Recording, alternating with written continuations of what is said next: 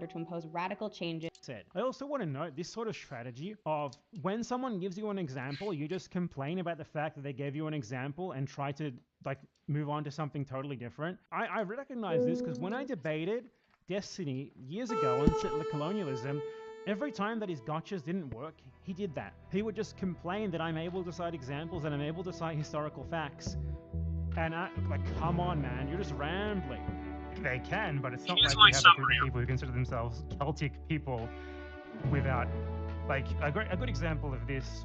I mean, I know you don't like examples. No. I have a very direct example. No. I want to talk about one thing, because this is like, you've hopped on like 3 or 4 different... Yeah, I am historically literate. I use historical examples. These are not metaphors. These are the practical examples of what I'm talking about. Okay, come on, we're having a conversation. Yeah, okay. So you need to let me just like...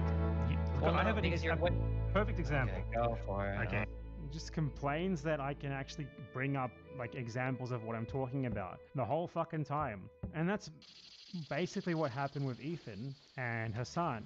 Ethan poses what he believes is an incredible gotcha because he's only surrounded by Zionists and he's never thought about how these questions might be answered before. And it gets refuted easily with plenty of examples and pointing out the faulty logic of it. And his immediate response is just to say, no, let's move on. This is boring. Boring. And then he just poses another fucking dumb question out of the fucking blue. That's all that he fucking did. By the way, just to let you know, just in case you're new here, Ethan Klein sexually harassed a 17-year-old victim of a terrorist attack. He called her a juvenile and talked about how much he wanted to rape her. I'm just throwing that in here. I'm going to put that in every Ethan Klein clip from now on. So yeah, watching the whole debate is a complete waste of time. So what I'm going to do instead is just refute some of the talking points from within it. Because here's what happened during this debate, okay? Ethan immediately...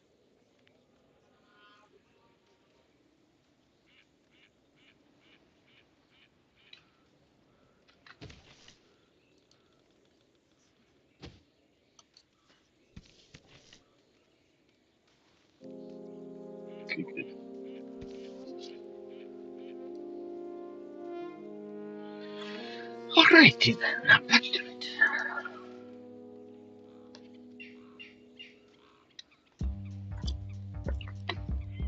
Hello? Hello, this is Ian. I just got at your place, dude. I'm out front. Oh, cool. What up, man? Nice. Cool. All right, I'm gonna go let you in. Coming through the garage, okay? I'll meet you there. Oh, hey, there you are. Hey, how was the drive? H3H3 Productions and iDubbbz are foundational in both Gen Z's online upbringing and YouTube history entirely. From Content Cop and Bad Unboxing to Hot Night videos and an unfortunately long N-word compilation, both creators helped define YouTube's golden age of edgy comedy.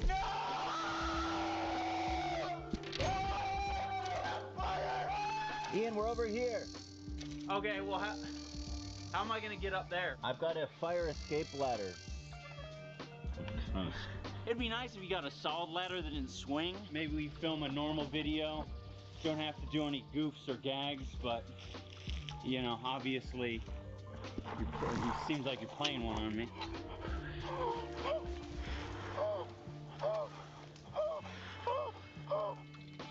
As their careers diverged and their collaborations faded into history, their paths unexpectedly converged again in 2025. Not through partnership, but through conflict. A few days ago, my good friend Ian, also known as iDubbbz, released a content cop about me. I didn't plan on making a content cop on H3.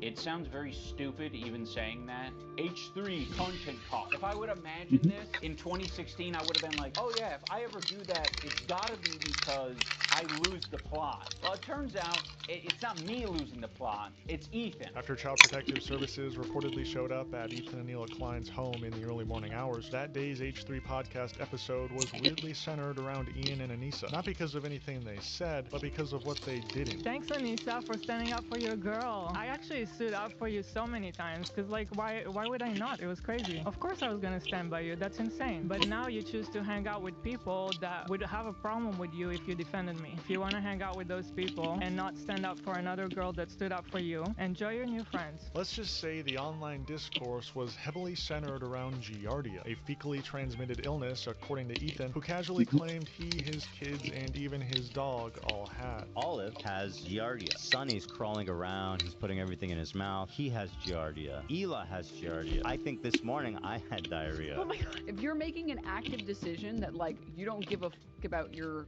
health, your dog shitting all over the house to the point where your kids are getting Giardia, that's the image of someone who is not well.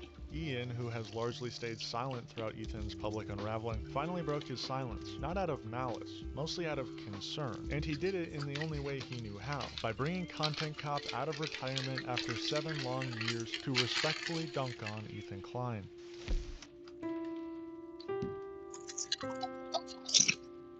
Today's broadcast is brought to you by viewers like you. Become a member today and unlock exclusive content at patreon.com/NorthstarRadio. Did you know that in Texas, rifles can be carried in public without a license? Whereas in Florida, no open carrying is allowed, except in unique situations like in hunting or fishing. Hi, I'm Coleon Noir, a Pro 2A attorney with over 2 million YouTube subscribers. I'm always a little shocked when I see or speak to gun owners that don't know the laws of their state. And the laws change or are amended often. Whether you're traveling, carrying daily, or even thinking about getting a gun, it's crucial that you know the law. How does this change? Yeah, I don't care, man.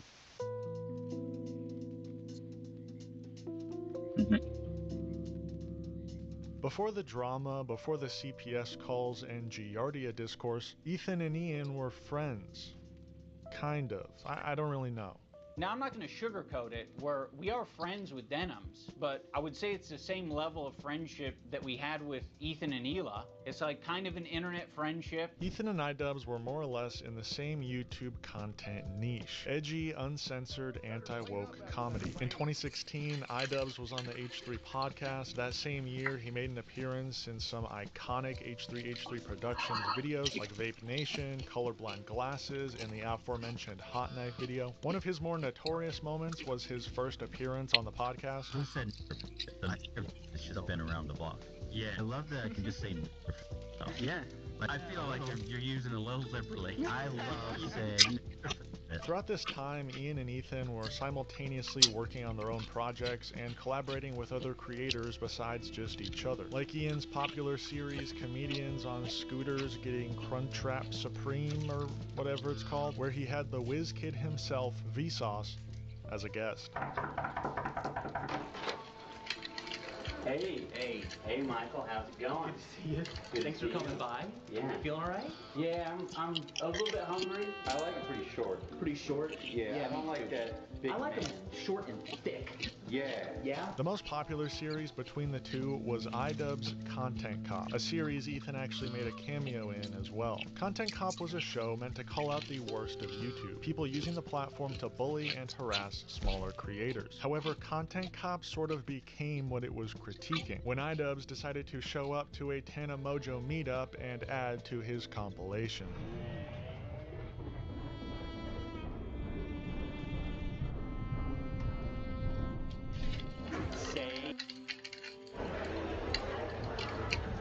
Ian eventually stopped making Content Cops and collaborating with Ethan entirely, and years later ended up apologizing for his behavior in the earlier years of his time on YouTube. His apology even reached Tana, and it seemed appreciated. And I guess he posted this apology video apologizing for like a bunch of things he did in the past, one of them being the video he made with me, or like to me. And I was like, damn, I just never expected that, and I don't know how I feel about it, you know, because like I kind of think I like deserved that. I was debating having him on Canceled and kind of on my podcast. It also was just so long ago, and I feel like I've garnered such a new fan base since then that a lot of people don't even really know about it. You don't want to rehash anything? Or... Not even that. I just like, you know what I mean? Like, it's when something's been so long, what's the point? Okay, I feel that. Seems like he's doing great. The only sort of connection Ethan had with Ian after their collaborations dried up was an appearance here and there on the H3 podcast to promote Creator Clash. We're joined by my good friend iDubbbz, Ian, many people, his parent, his AB, a producer of H3, participated in the last Creator Clash, and in a weird twist, his wife Lena is currently training for the next Creator Clash, unfortunately getting stuck in the middle of this whole mess. Lena's fighting in your fight, bro. Like, what the fuck are you doing? I actually can't believe that he did this. It's actually fucking unreal. Pretty wild. By the way, iDubbbz, Lena's having a panic attack because why would you do this and not even tell her? Like, why would you invite someone on the show and do this? It's just fucking mean-spirited.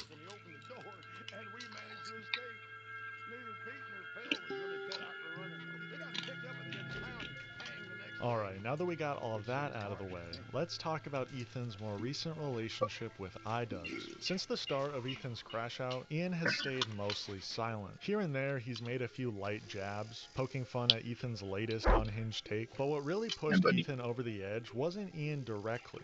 It was the Twitter activity of Froggy Tonic, a former Creator Clash editor loosely associated with Ian and Anissa. Froggy Tonic, who is a previous editor and friend of Anissa and iDubbbz, who also, I mean, Anissa was interacting with him as far as like the same day, talking to him on Twitter. She's at least on friendly terms with them. His editor, Froggy psychopath, yeah, that's what it happened. Their editor was saying psycho shit about Hila and me, calling us like baby killers and shit. And I was like, damn, bro, you're not even gonna say anything? Like, what the hell? So here's what happened. On February 18th, during a live H3 podcast episode, Ethan casually told a story about how his new dog had infected the entire family with Giardia, a fecally transmitted disease according to Ethan's own words. He emphasized that Giardia is only contracted through ingesting contaminated poop, which, unintentionally or not, led viewers to one obvious conclusion. Your family was eating each other's poop. I mean, what else are we supposed to infer? Olive has Giardia. It's a bacterial infection in the intestines that makes you have diarrhea. Sonny's crawling around. He's putting everything in his mouth. Which do I do? I already have. He has Giardia. Oh, shit. Oh, and now Hila has Giardia. Shut. For real? And now I think this morning I had diarrhea. Oh my god. What can I do to not get it? Yeah, I'm trying to. Because I'm not trying to get it. No, crank the AC, maybe? Is it? It's extremely ridiculous to get. You have to ingest my poop. What Ethan saw as a harmless anecdote was for much of his audience a moment of unnecessary oversharing, and frankly, a little alarming. The public discourse surrounding Giardia Gate was heavily focused on Ethan and Yeltsin and their abilities as parents, which I mean is sort of in question. I think Ethan's story warrants at least some commentary. I have to reiterate, it's unlikely that this even happened, but if it did, it was totally warranted. If you look at what he himself has said on the stream, there's no fucking way that if you showed that to someone at CPS, they would not be concerned enough for a visit. Then on March 3rd, things escalated. Someone close to the family, according to CPS, made a call to Child Protective Services. In our long career of being influencers in the public sphere, we've been audited several times. The helicopters come, fire trucks come, police come. We, after all these years, still getting new experiences. This morning we got a visit from Child Protective Services, an anonymous call saying that they were somebody that works at the house. They wanted to report us because our kids are crawling around eating dog shit and getting viruses. Whether CPS actually showed up at their home is unclear. We only have Ethan's word, which doesn't exactly inspire confidence. But what we do know is that on the next episode of the H3 podcast, Ethan and Hila basically had a couples crash-out session, experimenting with their own schizophrenic tendencies, trying to piece together any and all people who could have been responsible for this. A couple of those scapegoats being Twitch streamer Denims and former Creator Clash video editor Froggy Tonic. How is this allowed on Reddit? That's crazy. 2 hours, no moderation. How is this allowed? I'm losing my fucking mind. It's just so obvious. Like none of these people are actually worried. No. This is a serious fucking issue. Like this is not. This has to be dealt with. This is not normal. I had kids crawling around. Holy crap, that's dark. Poor kids deserve better. So I work in a field where I'm mandated. Poor kids deserve better. I work in a field where I'm a mandated reporter. If I heard this story in a setting related to my job, I would have to call CPS. Yeah, I'm a nurse. If I had a pediatric patient come in and his wife. And this was with the story, I'm 100% reporting it. There's a lot of people that support us, but they won't say anything because they don't want to deal with the ramifications of what can only be described as like the most organized, malicious harassment campaign I've ever seen. He had to spend long hours hunched over a laptop, ignoring his children and the poop they were eating for months to deliver that powerful content puke against the most evil man to ever live. They've been going with that basically for a long time. Oh yeah, Ethan's kids roll around and eat dog shit. in their house. And then Denim hosts this and see what she says. And then now we wonder why people are calling Child Protective Services. Your dog shitting all over the house to the point where your kids are getting Giardia? Yeah, I never said the dog shit in my house. I never said the kids are eating.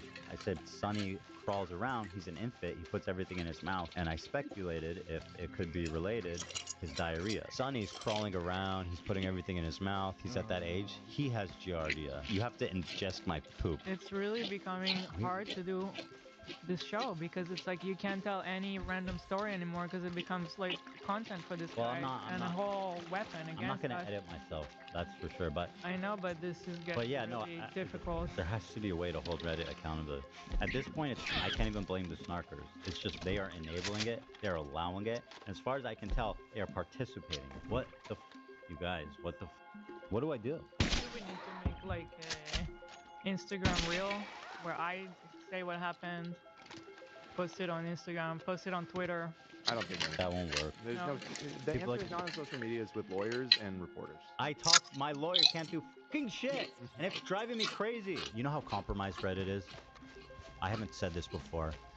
It's so infuriating. We got a hold of someone at Reddit a few weeks ago, after everything was like peak, like max crazy, and we told them about all the snark stuff. It was a comms person, and they got back to us and they said, well, you guys are harassing people also. You're harassing people and they're harassing people, so I don't see the difference between your community and their community.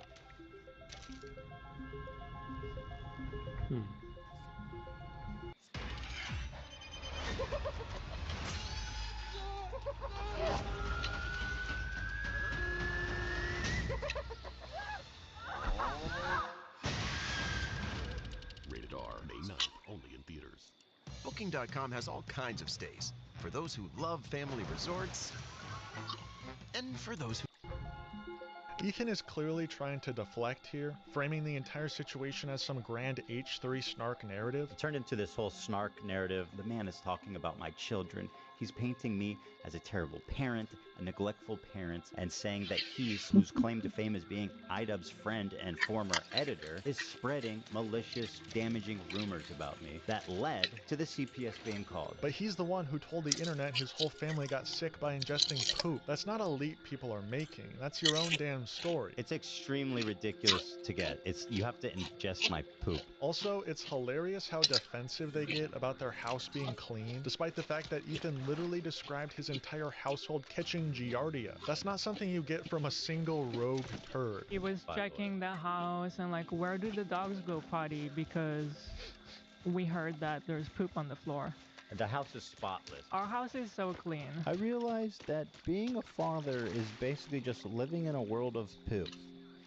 The dogs poop downstairs. Just look at this clip of Ethan stepping on a fossilized piece of poop under his desk. It just depends on how significantly different this is than their existing content. I mean, if it's like a huge jump up in production quality, then it'll make sense.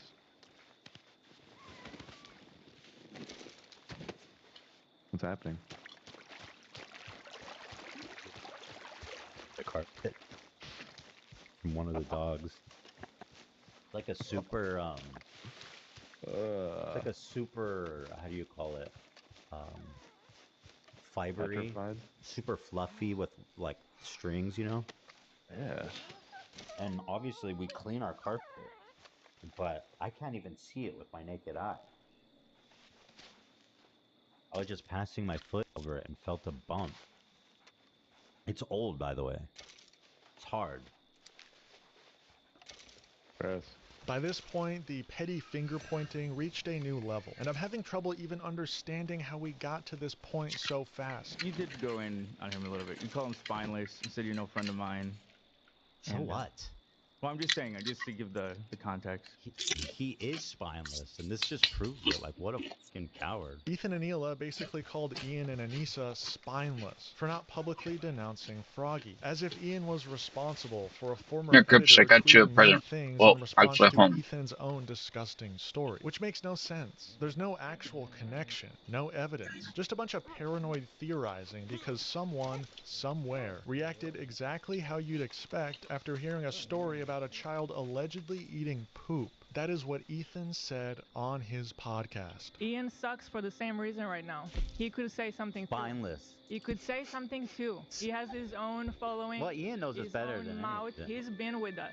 He's seen us with our kids. Spineless, actually. He could say something too. If you want to hang out with those people and have no spine and not stand up for another girl that stood up for you, enjoy your new friends. She's friends with people like Denims. I know. Yeah. Which I'll show. Denims is actually participating in this whole child protective service lie.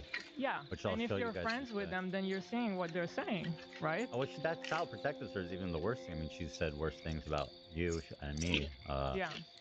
And I just don't see how you can be my friend and also be friends with someone like that. Well, you can't.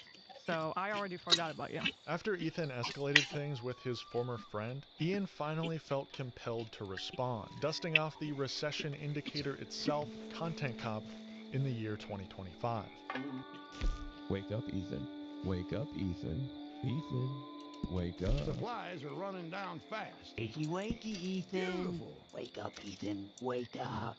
Time to be awake. Well, you don't see one of these every day. This is no longer a dream. This is a nightmare. Certainly don't. Ethan, the dumb bitch is telling you to wake up. Wake up. Ethan, wake up. Wake up, Ethan. Ethan, wake up. Wake up. Since anyone? Just wake up. Wake up. Wake up. Wake up. Wake up, Ethan. I'm not gonna deal with React content yet, chat. I'm just saying that nobody's telling you to wake up. Ooh, yummy. I love sour hummus. Wake up, Ethan. Wake up. Ethan. Wake up. Alright.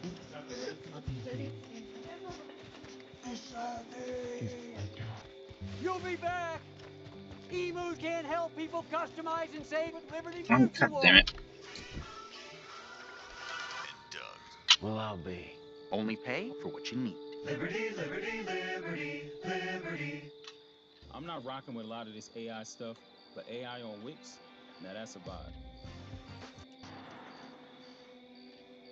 This wasn't just a nostalgic throwback. Ian's Content Cop on Ethan Klein delivers a sharp but strangely compassionate critique, centered on a few key points. Ethan engages in performative behavior and avoids accountability. Ethan uses his Jewish identity as a shield when it's convenient, disregarding criticism as anti-Semitism. Ethan is rude to his employees. Ethan manipulates his audience to pity him. Ethan uses the button to avoid accountability and growth. But at its core, Ian's video isn't a takedown. It's a wake-up call, a slap in the face of a former friend who's clearly spiraling. He even ends the video not with rage, but with a sincere plea for Ethan to change. I think something that's very important to me in bringing back Content Cop is to be fair. I think that was something that was not illustrated in previous Content Cops that I think should have been, and probably wouldn't have left me with so much regret.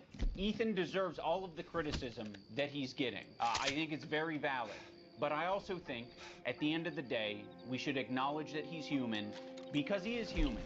And he is in a situation that's making him extremely scared, paranoid, defensive, sensitive, and I'm sure other features and feelings. In the spirit of Kirk saying that it looks like Ethan could just use a hug, I have challenged some of his most powerful haters to put down the haterade and just say something nice and charitable about him, because I think he deserves it. I just wanted to say that I respect that you are genuinely yourself on the internet.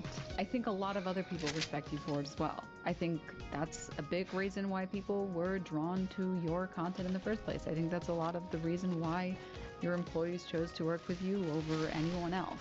Ethan, I think it's respectable that you even began this journey to leave behind the anti-SJW crowd and step into a more empathetic worldview. I know it's not easy. Ethan Klein, I think that when you are being goofy, when you're being silly, when you are being lighthearted, and just having fun with your friends, I think that is when you're at your best. So I'd love to see more of that. That'd be sick. I will be reading my letter off because I don't want to sound robotic. H3 used to be the sports for good that I used to watch. I hope that one day gets back to what I remember. You were one of the inspirations for me to start creating content, so all this has stung. I hope you really hear this, and I wish you the best. I think Ethan Klein rocks a buzz cut pretty good, and I think he's got a good choice of facial hair. I think it's really cool what he did 8 years ago, fighting that frivolous lawsuit. That was pretty fucked up. And fighting it, you know, he changed YouTube for the better. And I thought that was cool because I thought it was like he was fighting for free speech. And in a stroke of brilliance, Ian dropped the video at the exact moment Ethan went live on the H3 podcast, ensuring the reaction would be captured in real time. What happened?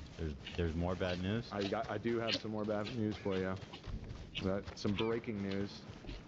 Your old friend iDubbbz just released a video. Yeah. It's about you. No, it's not. Yes, it is. Oh my god. That is the... No, it can't be. Well... It actually can't be.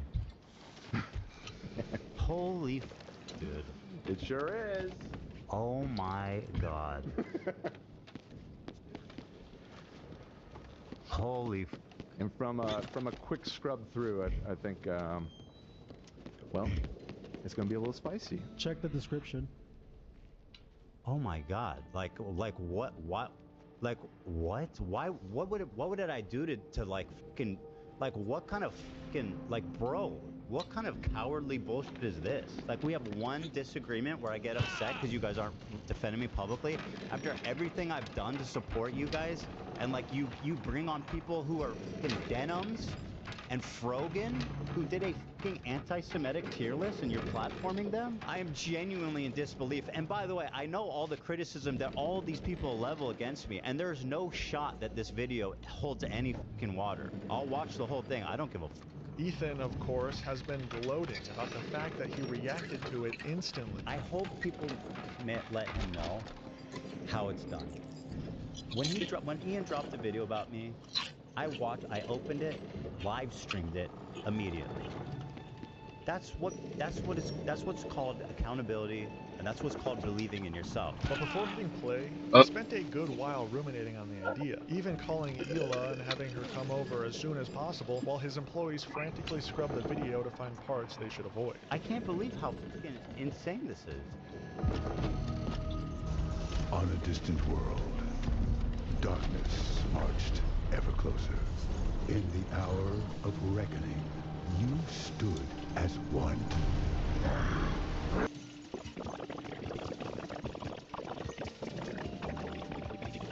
I'm gonna watch it live. Should you? I feel like you're gonna get really emotional and say something you regret. Well, I've got the button.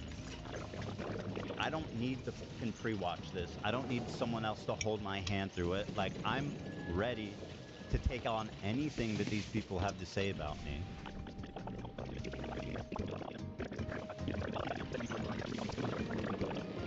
She's on the way?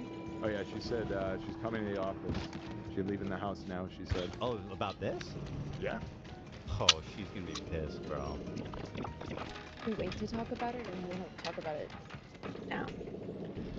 I suggested I that. think we should. Go ahead, you can suggest. I'm open to suggestions. Just in terms of like it being in the moment, maybe do we want to watch it off and then? And now he's forcing this conversation to continue and platforming this group of fucking psychopaths, minus Kirk, legend.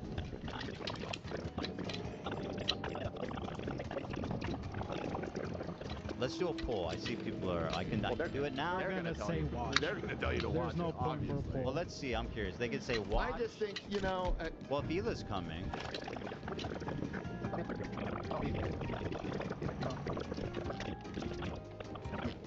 We should do it off stream. Because I feel like, I don't know, this escalated initially because we were live and you guys were heated about, I forget what it was, but.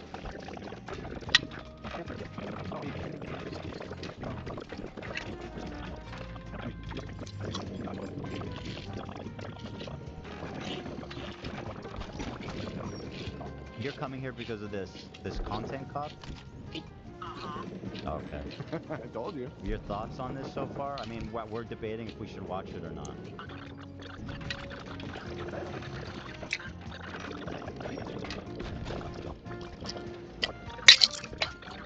Let's do the poll. Let's see like how much percent yes it is. Should Ethan watch the iDub videos, just yes or no? I can't believe I'm on the phone with a Zionist baby killer, Elon. Yeah, I know.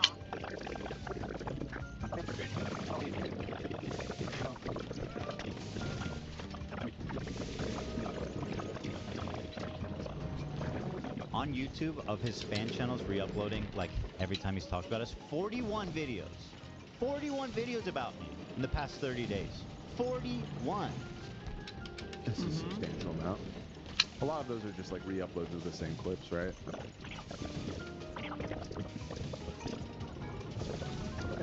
Alright, let me just get to that part of it. The fact that you want to associate with these people openly is so fucking sick. Holy shit. When Ian dropped the video about me, I opened it, live streamed it immediately. Eventually, he started watching, cautiously, painfully cautiously, pausing every few seconds, often unable to muster a coherent response. He's so zany, you guys. Remember how fucking cool iDubbbz is? He's doing karate and cool. He's being silly in a fucking cabin. Look at him go.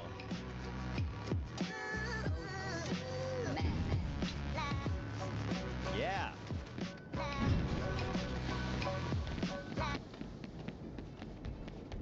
Yeah.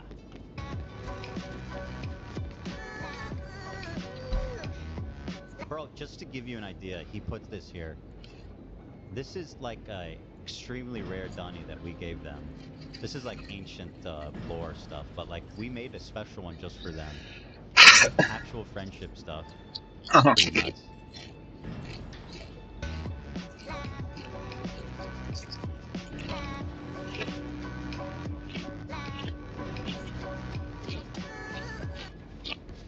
Is this funny? 3.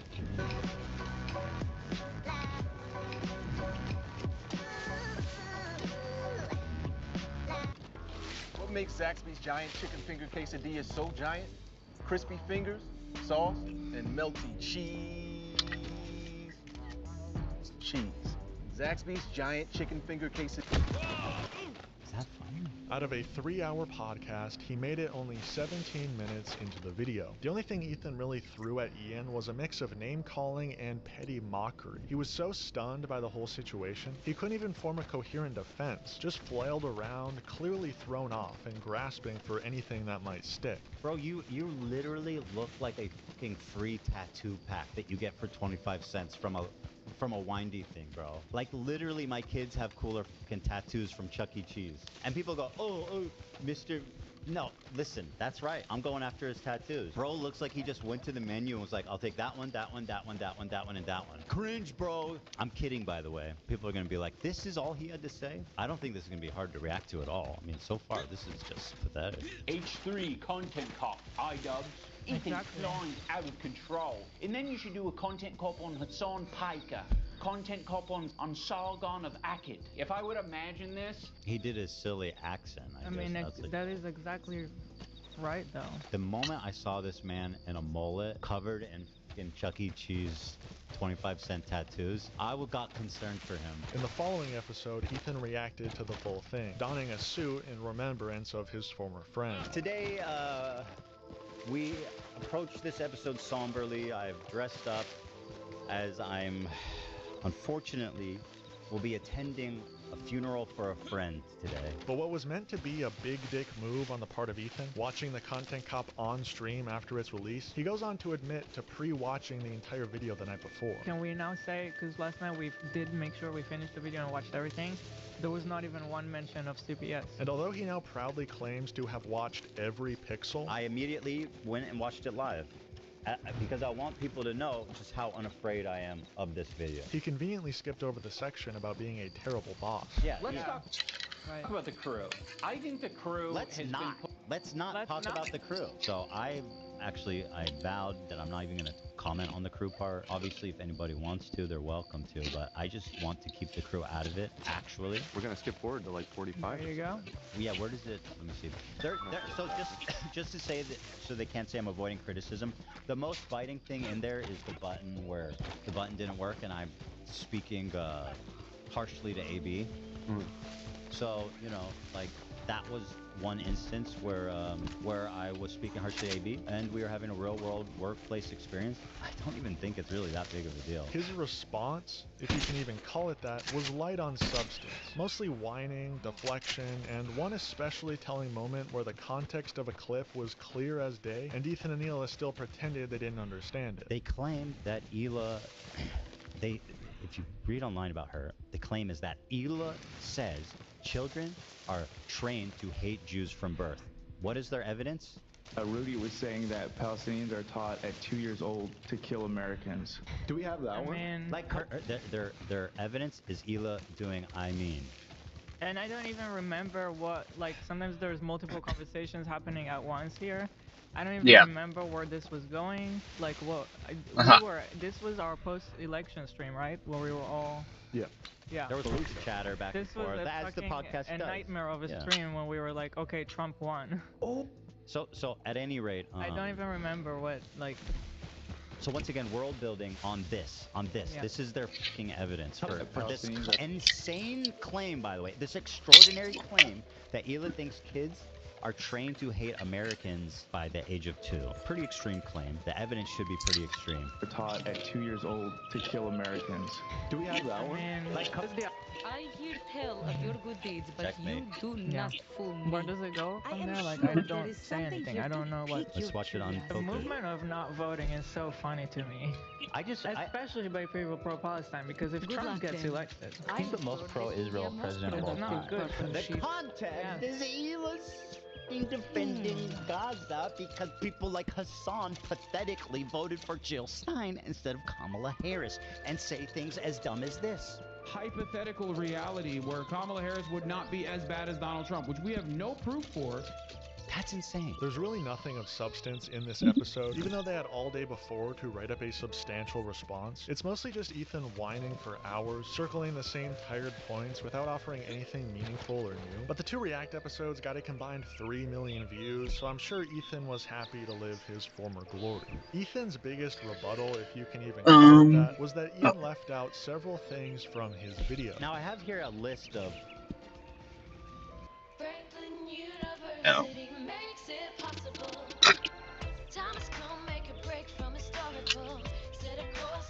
Oh my god. Things that iDubbbz left out of the video that I think are important. So, a few days later, still spiraling, Ethan tried to recapture the magic of his old H3H3 Productions days and released a response video on the main channel. A video that absolutely did not need to be made given how lost for words Ethan was on both H3 podcast episodes. But hey, it got over 1 million views, and that's all that matters to Ethan. A few days ago, my good friend Ian, also known as iDubbbz, released a content cop about me. His video's over an hour long and it's full of a lot of accusations. We watched the entire video, every frame of it, responded to every accusation on the podcast in a really long episode. We watched the whole thing, so if you're interested in a more thorough response to everything, I would recommend watching this episode. Ethan's entire reason for making this video hinges on the fact that Ian didn't mention the alleged CPS call anywhere in his hour-long takedown of Ethan Klein, which isn't exactly shocking considering the supposed CPS call is completely irrelevant. Let's not forget, we don't even know if a call to CPS was ever made, yet Ethan is outraged simply because Ian very loosely associates with people like Denims and Froggy Tonic, who Ethan believes encouraged the call. The video that I'm making today, however, I don't need an hour for, because there's really just one central point that I want to make here. My good friend Ian, in his hour-long takedown, did not mention one time Child Protective Services. Not one time. In the entire video, he never says CPS. No mention, no explanation, no overview, nothing.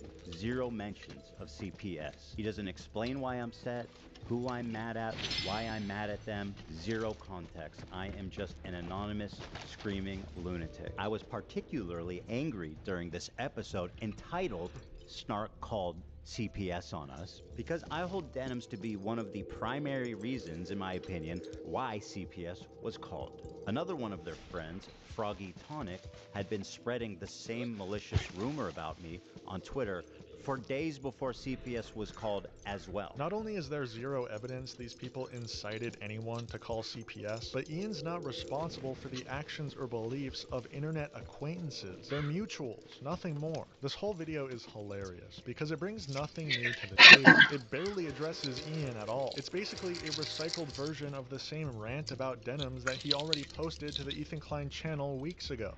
Ethan basically tries to claim that the entire basis of Giardiagate was fabricated by fanatic H3 snark lunatics, leading to CPS showing up at his door. Me, when my 3 kids ask me why they haven't seen me in the past 4 months, I was in my basement. How can you shun a fallen fan when they worry about their 3 kids when they can't be bothered to protect their dogs? Ethan was neglectful with his dogs, he's already been neglectful with his kids, and he will continue to be. As a child of a neglectful, bipolar, narcissistic dad, that's precisely why I worry about Ethan's kids. I explained it on the podcast, but the truth of the matter is, it's all a lie. It's all wrong. The man is talking about my children. He's painting me as a terrible parent, a neglectful parent, and saying that he's, whose claim to fame is being iDubbbz's friend and former editor, is spreading malicious, damaging rumors about me that led to the CPS being called. Which, by the way, Ian does not explain one time. But let's be real, if anyone's responsible for drawing the attention of CPS, it's probably Ethan Klein himself. He's spent countless hours on stream openly discussing his children's health, even speculating on what disease they have and how they got sick in front of tens of thousands of live viewers. Sonny's crawling around, he's putting everything in his mouth, he's at that age. He has Giardia. Sonny went to the doctor today to get a poop evaluation, but I'm pretty sure he has it because the symptoms is like frequent and then extremely foul-smelling diarrhea. It happened last night in the middle of the night. I walked into his room, he was crying, and I was immediately struck by the foulest his whole room was just wafting and the foulest diarrhea smell. Some interesting notes from this video. Ethan once again focuses on Bad Empanada, who played a video game where you play as Hamas. Bad Empanada is clearly just demonstrating the hypocrisy when nearly every video game is from the perspective of American soldiers killing Arab people in the Middle East. If you're wondering who the guy is she's watching, his name is Bad Empanada. And as far as harassment campaigns go, you'd think that Ian, as someone who cares so deeply about it, would be talking about him and not me. Here's a small taste. I'd like to pay tribute to Ethan Klein and the new Twitch TOS that declares Zionism. Zion is a slur. I'd like to pay tribute to him by playing the first in Al-Aqsa video game where you kill Zionist soldiers as a Palestinian resistance fighter. Ethan goes on to get baited by a hilarious Bad Empanada video, which Ethan only made funnier in the edit. You better not be using all the Old Spice. Oh shit. God damn it. To buy your house. I can pay cash for your house, no matter what condition it's in. If you need to sell your house, for any reason, click the button under this video to see if my offer is right for you. We make the process of selling your house easy I and am simple. going. No commissions, no fees. We'll buy your house in as-is condition, and you set the closing date. No appraisals, no repairs, no hassles. All offers are completely confidential. There's no obligation whatsoever. Click the button below this video and fill out a short survey so we can make you a cash offer today. If you're struggling to sell your house, this is the fastest and easiest way to money into your contract ASAP. Yes, we will really buy your home in any condition. We dealt with it all. Click the link here to see how we can do it.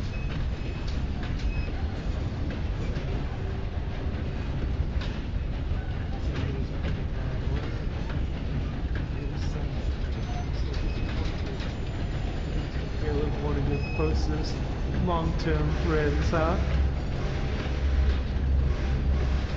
TikTok, because this is just a text. This is just a small part. To the CPS being called, which, by the way, Ian does not explain one time. But let's be real, if anyone's responsible for drawing the attention of CPS, it's probably Ethan Klein. Video game is from the perspective of American soldiers killing Arab people in the Middle East. If you're wondering who the guy is she's watching, his name is Bad Empanada. And as far as harassment campaigns go, you'd think that Ian, as someone who cares so deeply about it, would be talking about him and not me. Here's a small taste. I'd like to pay tribute to Ethan Klein and the new Twitch TOS that declares Zionism. Zionist a slur. I'd like to pay tribute to him by playing the first in Al-Aqsa video game where you kill Zionist soldiers as a Palestinian resistance fighter. Ethan goes on to get baited by a hilarious Bad Empanada video, which Ethan only made funnier in the edit.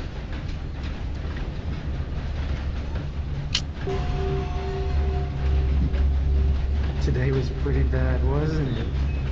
Really sucked for you. So disappointed.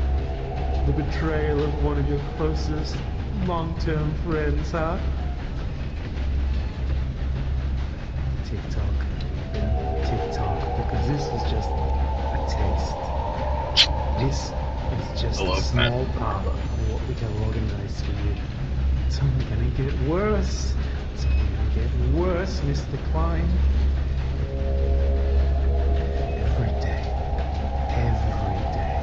sitting there, just waiting in misery, in fear of what we have in store for you. TikTok, the clock. This entire video reads like it was edited by an H3 hater, not by Ethan Klein himself. The whole thing is just really sad, I'm gonna be quite honest. Surprisingly, as I'm writing this script, Ethan has followed up his first response video with yet another response video. Not on the H3 Productions channel, but the infamous Ethan Klein channel. This time, promoted with a stern, fact-adjacent headline, they used a swastika on purpose. This video is unintentionally perfect, because it flawlessly proves Ian's point. Every behavior Ian called out in the content cop, Ethan hits them all on cue, using his identity as a shield, launching unhinged schizophrenic harassment campaigns, and playing the eternal victim of anti-Semitism. During Ethan's reaction to the content cop, he noticed something about the sword Ian was holding in several photos. They had a sword that looked like a swastika in the video. I know it was an anime thing, but maybe we'll be a little more careful. I said that this morning too. Let me pull that up. I know that the chances that they did on purpose is close to 0, right? So I'm not accusing them. So I guess he felt the need to make a video out of it. Because trust me, this shit is gonna get played out for months. Hey guys, Ethan here.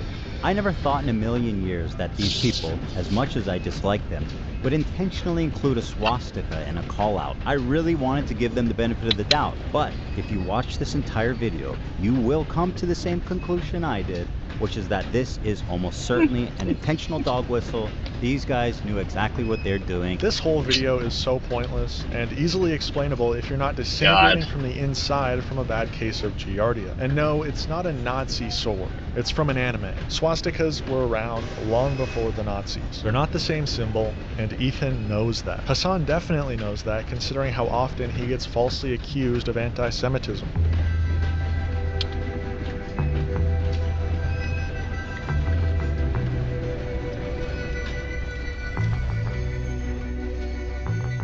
When you have no actual defense, you reach for the only weapon left, crying anti-Semitism over and over until your audience is too tired to fact-check you, which is exactly what Ian criticized him for, and somehow Ethan thinks doing it again is a valid rebuttal.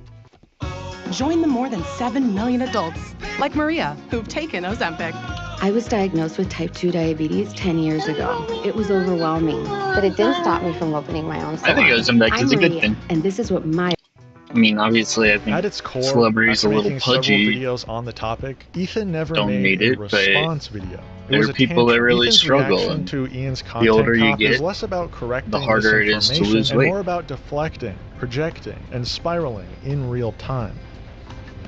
Ian called out Ethan for using his identity as a shield, for ducking accountability, and for launching obsessive harassment campaigns against people he disagrees with.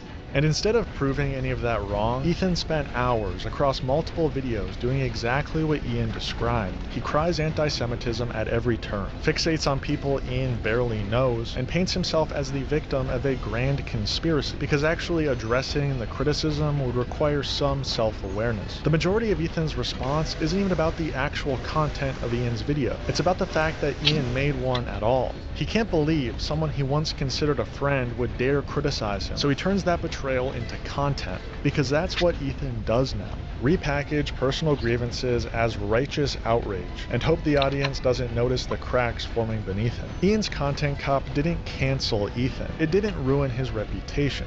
It held up a mirror, and Ethan, true to form, punched it. So now we're left watching the fallout. A man once known for his self-awareness, now stuck in a feedback loop of denial, calling everything anti-Semitic and doing exactly what he was criticized for, but louder. Thank you for watching North Star Radio. Peace and love. Free Palestine.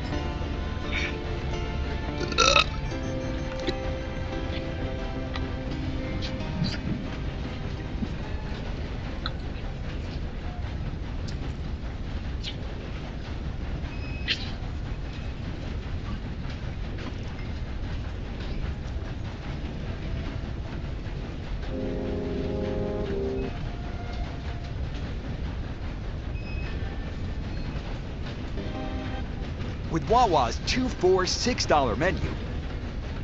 So I'm a pretty active person, exercise 4 or 5 days a week, and I'm an avid golfer. Been to QC Kinetics.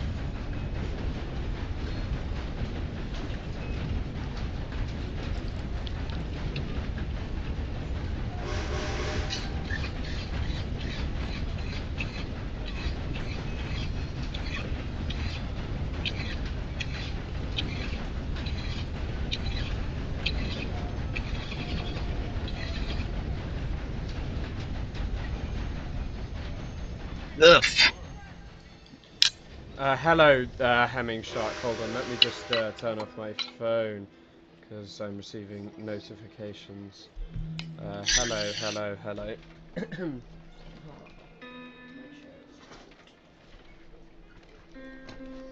Right. Hello, everyone.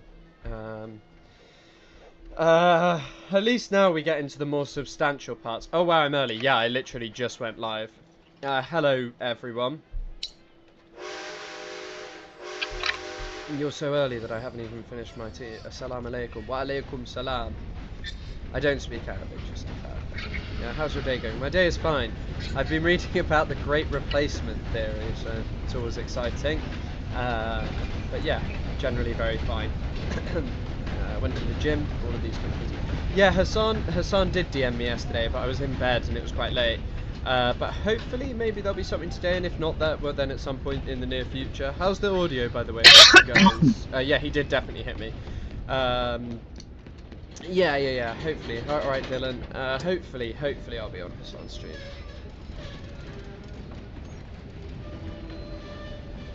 I'd like to be. Could only stomach debate with your commentary. Glad to see that. Did Ethan ever reply? No, Ethan.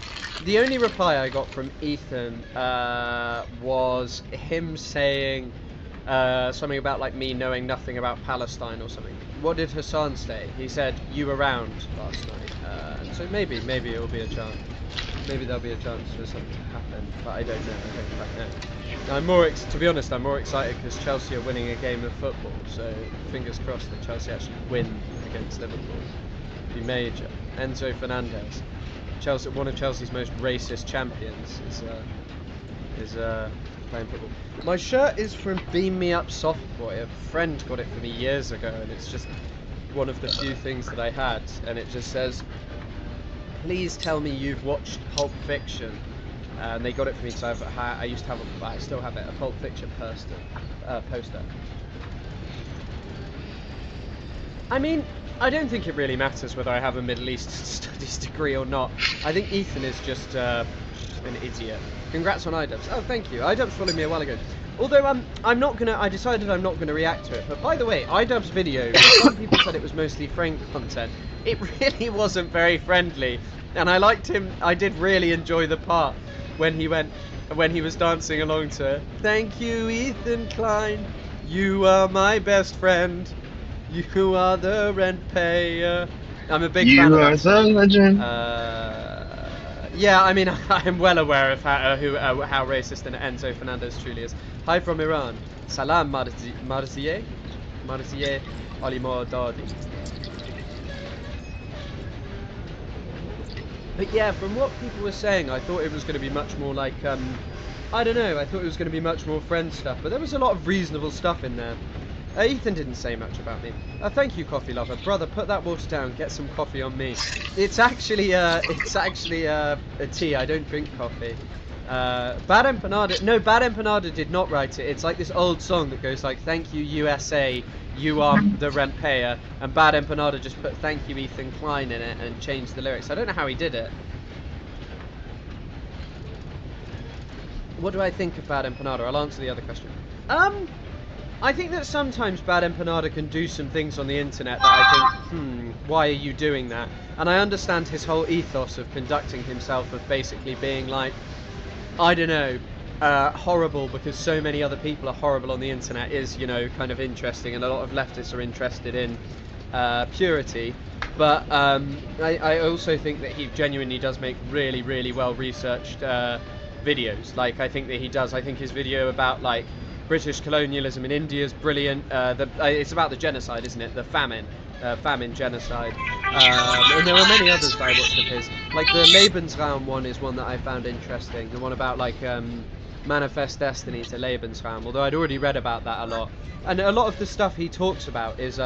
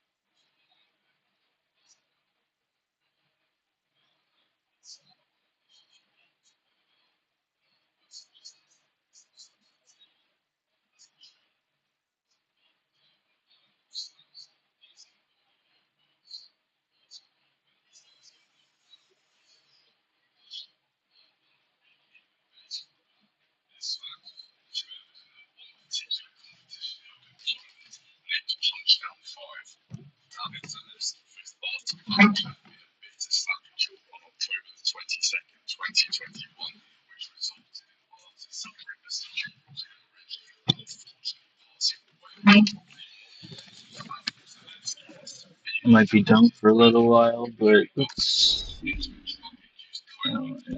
What else? Oh yeah, I was already on. Slapping is a form more dangerous endeavor than boxing is the variation it rounds across the multitude of organizations. In boxing, the maximum of 12 rounds rule has been some.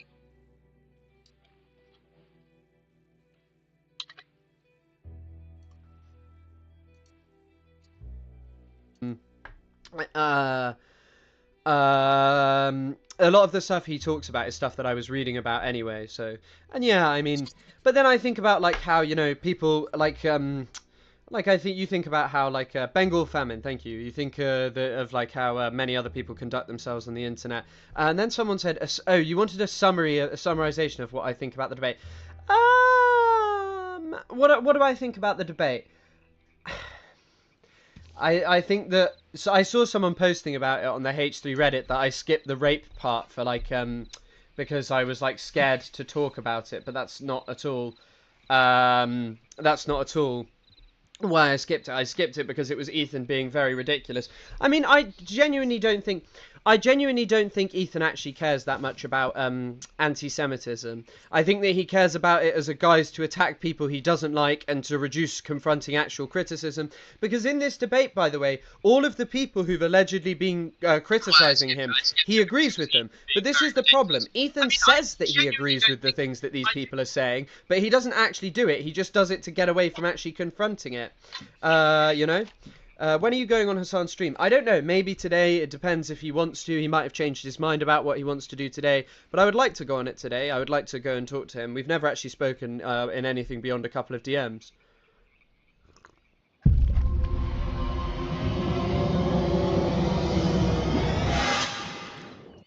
Baby, you okay?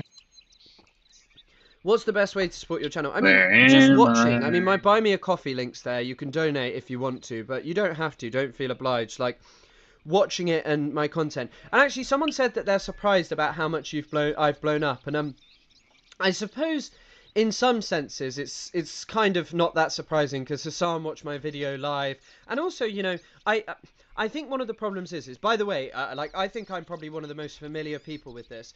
TikTok's algorithm has, in recent months, become insane. There are some videos that I've posted on TikTok where I have 300,000, followers, right? Because I was on the train. I have 300,000 followers on TikTok. It could be and anywhere. Some videos I would post on Instagram and Twitter would do better. Like, I posted one about Yahya Sinwar, which has like 150,000 likes on Instagram, and it's got like maybe, I don't know, 60,000 on TikTok. And I think that this is actually something to do with Trump's presidency, because during there's a video of Charlie Kirk saying that he worked with TikTok, and he said we told them, if you work with us, we'll make sure that we're like the most pro TikTok administration ever. And I think that was part of the trade-off. I think that, yeah, and I think that get some more tea on me. Thank you very much, coffee lover. But yeah, I don't even think it's shadow banning. I think the algorithm's punishing, and I think a lot of what TikTok demands of you is really reactionary content and repeating the same thing over and over again. And I kind of got tired of it, and I think that in many ways moving over to YouTube is probably the right decision, because I think I have capacity for it. And like pre-October the 7th, this is actually what I did on TikTok. I used to make like long form videos. I made like a 6-part series about Israel's invasion of Lebanon. And I used to like read a whole book about it. But yeah, like I just compare like the two of them, and I just think And there's always been scope of like people supporting me and stuff, and all of these things. Yeah, like always there's been consistent support. Love Yahya Sinwar. Actually, yeah, he's not like, yeah, I think that the way he died was like particularly interesting in terms of like if you compare it to Israeli leaders and stuff. I don't know if I am going on Hassan. We haven't spoken to it. We haven't spoken today, but I think he's asleep or something. His interviews pre-release taught me a bit about how to interpret media. I don't know what I'm saying there. I remember your video about water distribution in the West Bank. Yeah, I mean, that was an OG video.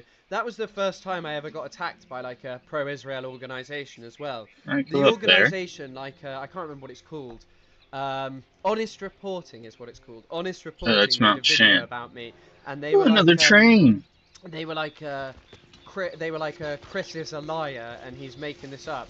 And it was just like, this is ridiculous. Who's going to jail? I am very disappointed in Hassan. Do not push back on the expulsion point. I think when you're debating, there's always things that you wish you'd said. I mean, as I think about with my whole debate with Lonerbox, his whole argument was that I didn't know anything about what I was saying. That I didn't know what I was saying, that because I misquoted a couple of things and things like that. But obviously Lonerbox said that the Bibas children were strangled, and that's never been released, and then he removed me. So yeah, I mean, this is always the thing. You always think about all the things you have to say, and yeah. Oh yeah, I'm a model. If you know, you know. God, that was pre-October the 7th. That was, I remember my. Can you show the water distribution? I don't even know where it would be. I don't even know when that was. It's not one of my more popular videos, so. Probably actually I can find it. Hold on. Sorry, it's got all my old privated videos on here from like when I was. If you want to see an God, some of these are so old.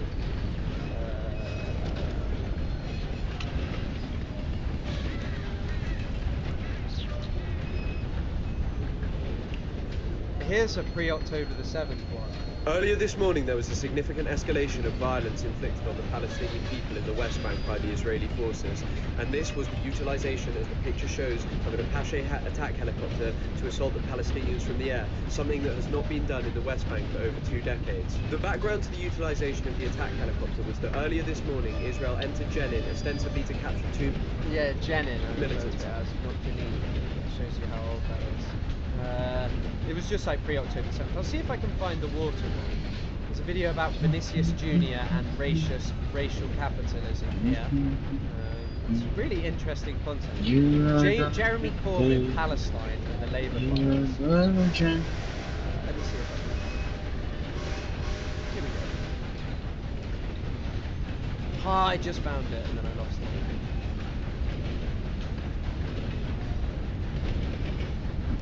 Israel's subjugation of Palestinian people is not just limited to when they attack places like the Jenin refugee camp. They also abuse the Palestinians every single day, and one of the ways that they do this is through water. This video is going to focus on the West Bank. However, the Gaza Strip does not also have access to clean water. Only 1 in 10 people there, in fact, actually have access. But there are 3 main water resources within the area. Now, the first is the coastal aquifer, the second is the mountain aquifer, which is underneath the West Bank, and the third is the Jordan River. All of these are under Israeli control, and because of this, access to water... Look at what, this is, by the way, if you want to read about Neoliberal Apartheid by Andy Klarno is the best book about... It's really good because it's about like day-to-day oppression in the West Bank and also securitization and how Palestinians have basically become like a surplus population in Palestine. It's a really good book as well. I love it. Like honestly, I haven't read it in a while. Right, no. So the reason I'm not wearing glasses is because I probably could. No, I can't actually. So my eyesight's getting worse. So basically, I don't wear glasses in these videos because I don't actually need them when I'm recording a video like this. I need videos when I'm looking at like a screen like this to read off it, but this was just me talking. So the reason I wear them in my YouTube videos is because I'm looking over at my like notes for what I talk about in the video, whereas these I make without a script. So that's kind of why like I never needed my glasses. But yeah, do I have Goodreads? I actually do have Goodreads. Hold on. Let me. If you wanted to see my Goodreads, people keep asking about this. I don't know what my password is. Fucking hell. Hold on 1 second.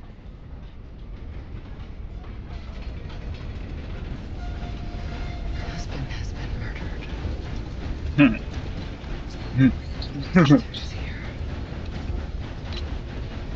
I am feeling anxiety about this.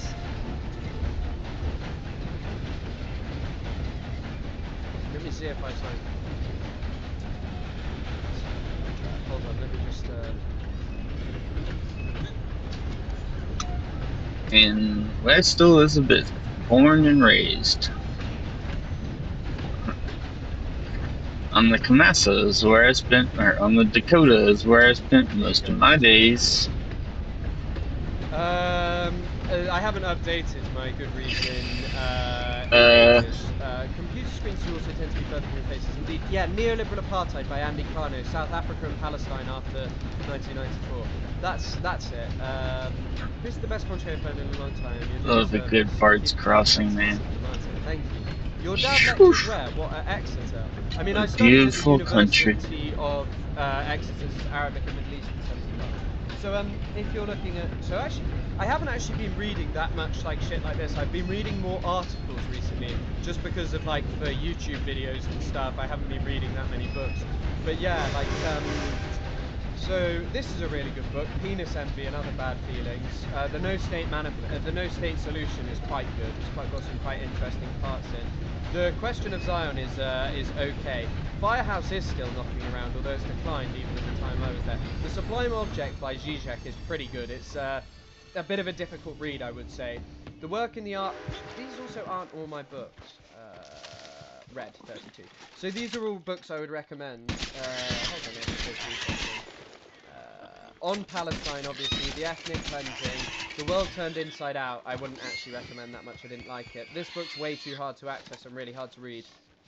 This is, this book here, Preventing Palestine, is one of the most important books on Palestine that you can read. I haven't read it in a really long time, I actually need to reread it. I read it about 5 years ago when it came out, and, I enjoyed this. I really enjoyed this book. I would highly recommend that you read it. It's basically about how Israel has fucked over peace negotiations at every opportunity. And what's so good about it is it draws really intensely from the work of, for example, like it draws really intensely from their diaries and stuff. Is basically how it does it. Yeah, and The Question of Zion's not that good. It's too Zionist. This is also a really good book, by the way. Justice Interrupted by Elizabeth Thompson has a great section on Ben-Gvir. I thought I could do it. If I hadn't fumbled, I think I would have gotten it. I don't know. I need to... Why did I fumble? Yeah, I'll do a reading of Ilan Pape's books to everyone. What was I going to say? I can't remember which book you said I didn't like.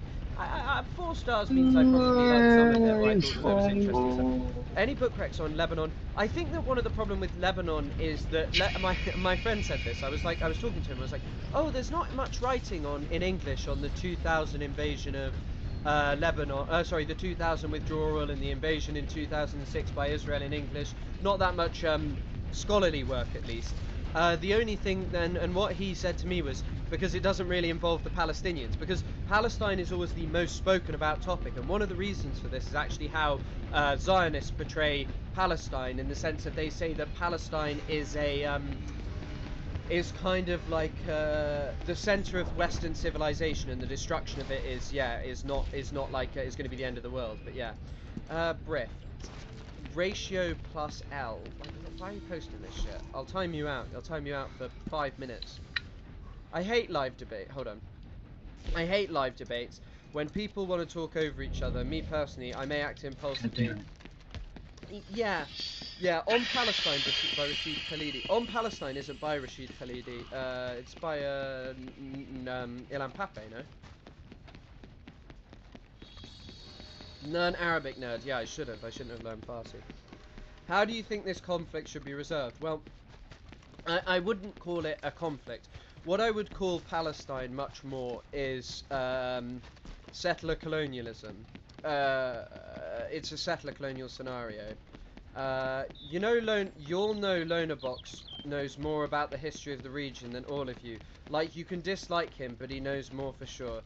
I mean, Lonerbox tried to debunk an article from one of the most prominent theorists of settler colonialism, and Lonerbox's response, Lonerbox didn't know what settler colonialism was, and he couldn't have even been bothered to read a very, very short excerpt from one of Patrick Wolf's books. I have written a dissertation about settler colonialism in Palestine. I didn't get a good mark, but I also have written like a very, very high-marked dissertation about re-Orientalism. And so things like the Gulf states, things like the history of democracy, the interaction between democracy in Islam, there is no way that Lonabox knows as much. Lonabox is someone who wants to spend his time on the internet going like, Nelson Mandela actually said this. He's not serious. He does not know more. And even if he did, I wouldn't give a fuck, you know. Like, who cares?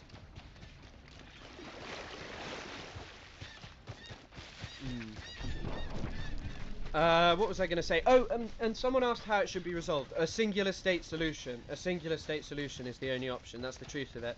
I think Zionism should have never... I think there should have never been an Israel established in the Middle East. I think from the beginning it was a mistake, and that the only option is to get rid of it as like an oppressive ethno-state and try and move towards something where people have equal rights and the Palestinian right of return as it legally should be is fulfilled, because Palestinians were the ones who inhabited that land and they deserve the right to return to where they're from, you know? Simple. Farsi is really different from... Farsi is very different from... Farsi is very different from Arabic in the sense of it's much simpler grammatically in my understanding. But the thing with Farsi is it's so simple grammatically. It's so much more simple than English. A two-state is your best shot. The two-state solution died in the 1980s or 90s, really, once Israel began to settle all of it, because you have 600,000 extremist settlers who are never going to leave. They refuse to leave. And by the way, people always talk about, like, Arabs and Palestinians as, like, religious fanatics who are, like, mental. But, like, most Israelis believe that if they have a secular state that gives up land to the Palestinians, then it goes against, like, what God wants. So, you know, I mean, bit of a problem there.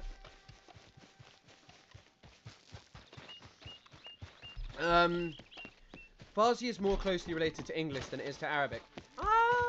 I don't know. Is it Indo-European? I can't remember. Look, I speak a decent amount and I can read it, but I can't really speak it, is the problem, because why I find it so hard to speak and why we always would struggle is because if you, like, so Farsi when it's spoken removes all the vowels and stuff, so like miguyam means I say, but whereas when someone says I say to you, they go migam. I'm just being